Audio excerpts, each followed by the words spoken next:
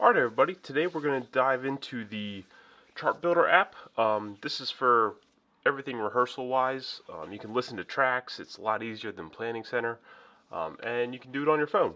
We'll also have an iPad for each station that you can use while you're scheduled for that week, but yeah, to starters you can just download the app from the App Store. It looks like, not that. Looks like this with just music page. It's multitracks.com Chartbuilder. You can just type in Chartbuilder and it's good to go. App icon looks like this guy down here. You'll want to launch it. It'll ask for your username or password. If you don't remember that, let us know and we'll send you a password reset email. Drop in here, put in your username and password. Mine's already saved into my iPad. You can save it to the iPad if you want, or you could just memorize it and log in every time. Once we log in, we'll see a whole bunch of songs and stuff. This is in the browse section, so you can pretty much just click through and listen to praise. It'll prepare a chart for you. Down here we'll have we'll dig in this a little bit, but you can listen to the song. 1, 2, intro, 2, 3, 4. Across the way we have a library of everything that we've bought already or that we've uploaded. So like, got some Easter stuff in here coming up. A lot of other songs that we've bought in the past or have used. And then Setlists, this is probably what you'll see the most. Once you're scheduled for something in Planning Center, you will see the set list appear in this list. Now I have a bunch because I have youth, Sunday, and a whole bunch of other stuff in there. But like this is... We'll find upcoming service on 3/16. That's this Sunday. So you can see over here there's a whole bunch of people already scheduled for it. That's because the Planning Center went out already. We'll click on that. We'll have our list of songs here. We'll just start with Battle Belongs. It'll load itself. And then, right now I have the electric pulled up, but if you go to original song, reference, hit play. You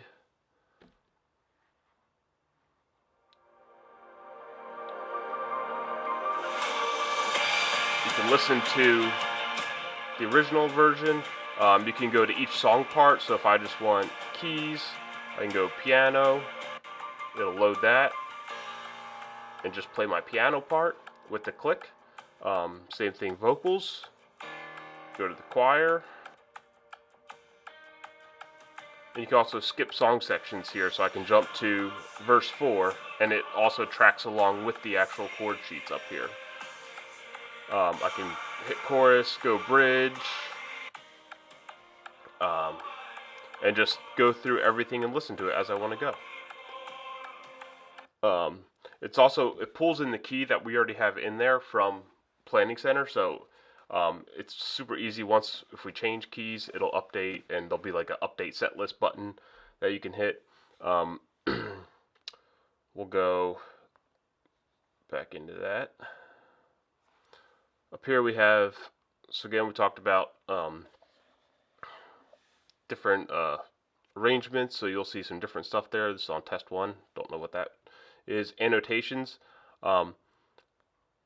You can make new annotations with the pen and just mark all over it. Turn this on and say like build, and then I'll hit done, and that will stay there on my account because I put that in there. So, and then if I want to turn it off, I just go none, and it'll turn off those annotations for my music. So you can change keys.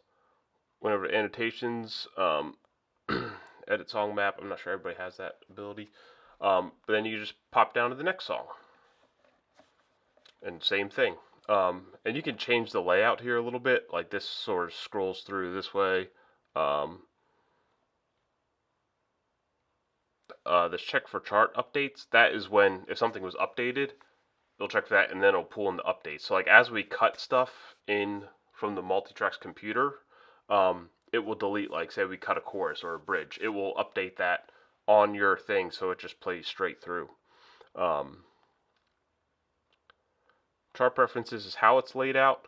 So chart type, we have chords and lyrics. If you just want lyrics, you can do that. If you want song map, it'll just do pretty much where we're going next. So like if you're a drummer and don't care about notes, this is where we're going.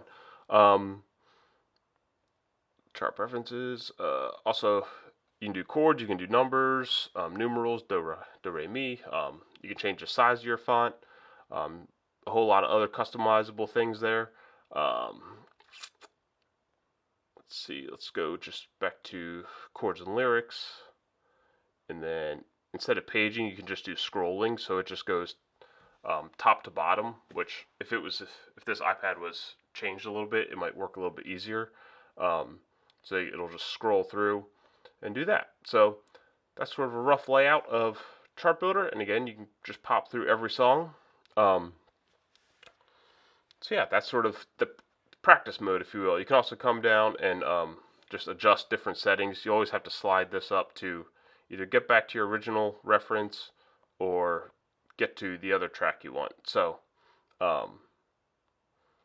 yeah, makes it a little bit easier to practice and find things, because you can just come in here, hit guitar, acoustic guitar, play, and if it was just getting to the bridge, you just click bridge up here and everything goes to the bridge. It also has some notes up here of what the groove is.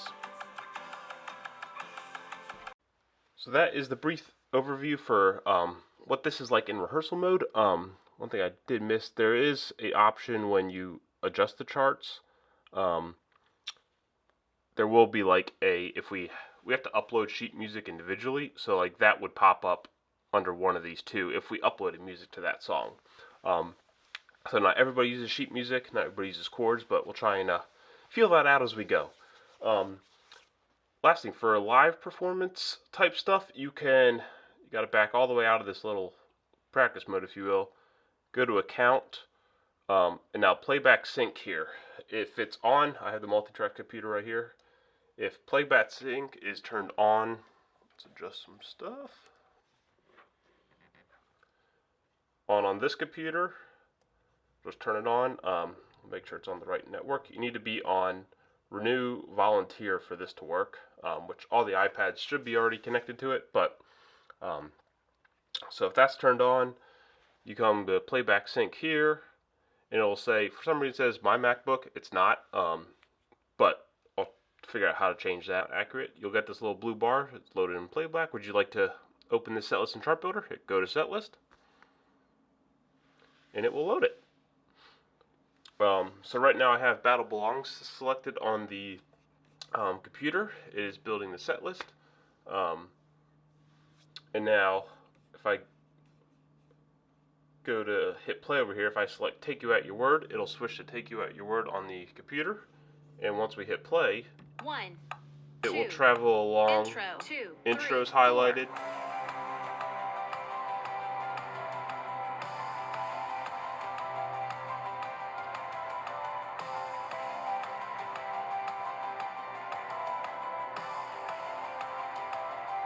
Verse 1. Then we'll jump into verse 1 here. So it follows along as the click is going along. So if we stop here and then skip to make room and just go down to the chorus, hit play, it'll follow us along. So you're not guessing what's happening next. It's following right along with the track. Now if we were to go and we have verse 1 coming up here on the click. If we were to go and delete that, hit done. Eventually you'll get a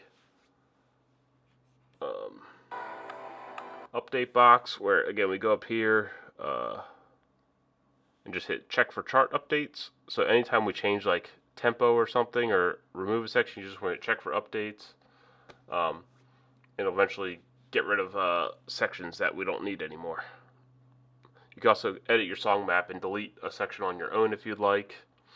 So a lot you can play with here. So, and if you go off on your own little tangent here, this blue bar will say tap to sync back to playback. So you hit that and it'll take you back to wherever the playhead is.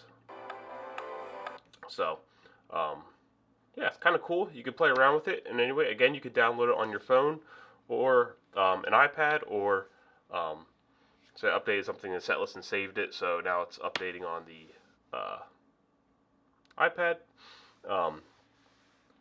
And just one final thing, when we're finished, when you're using one of the church iPads, if you just want to log out when you're done, so just go to Account. I was still in the thing, but then just log out, and then